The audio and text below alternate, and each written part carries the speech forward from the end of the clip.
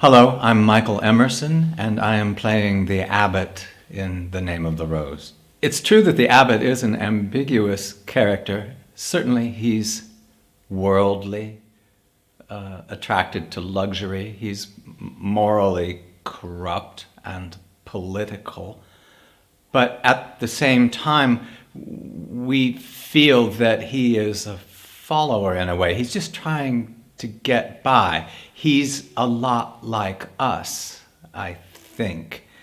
He's kind of modern in a way. And I think that makes him an attractive character, or at least a character that we will sympathize with or worry about. And at the same time, as you say, we don't know what his real agenda is. We don't know to what extent he is involved in the crimes at the Abbey.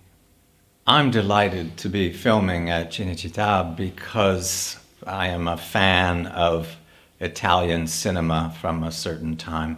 Fellini is a hero of mine, and to think that he was working constantly in the building next door or on this very soundstage, perhaps, it's a thrilling idea, you know, a place that feels like it's full of legends and ghosts and has a rich past. You know, there's a kind of special energy here. Giacomo Battiato, our director, is such a lovely man. I think that he is an abbot to me. He is in charge of a large and complex organization that has some spiritual dimension, and he sets the tone like any good leader or manager does by his own behavior, by his own example. So his generosity and patience trickles down to all of us. He's also very good at breaking down a scene and figuring out how it ticks and how it might best be played. So I'm really happy to have a collaboration with him. The cast of this show, it is truly an international cast. For one thing, it's very humbling because everyone in this cast speaks 3 or 4 languages. If you're looking for the person who can only speak one, I'll raise my hand right now. It's an amazing kind of a collection of actors, looks, styles.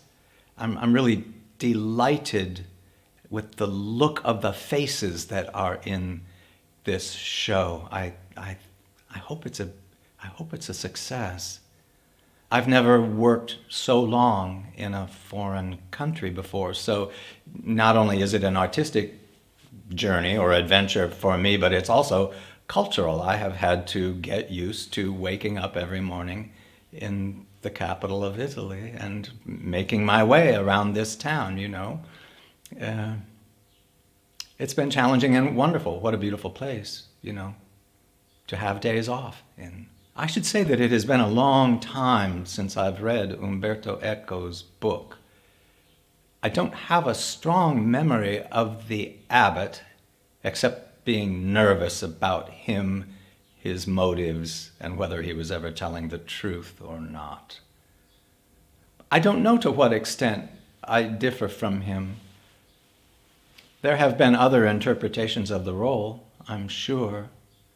Mine will be particular. I've just taken what I see on the page and I try to make something of it that presses the same buttons that I would wish to have pressed in me if I were in the audience. I want him to be a character that's questionable, ambiguous, mysterious, and a little strange. I think if we're going to make a show that's set in a time so distant in the past, that there ought to be something a little unmodern about it. So I hope I've been able to find that in the work on this character. We will see.